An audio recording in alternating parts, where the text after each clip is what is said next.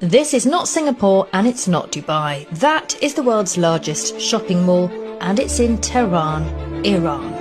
This is insane.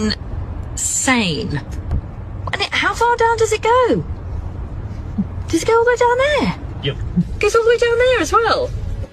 Spanning nearly 2 million square metres, Iran Mall is not just a place to shop. It's a glimpse into a side of Iran I never expected to find. And what I discovered inside would forever change the way I see this country. And the national ice hockey teams, men and women, are here training. And it's not what I expected at all.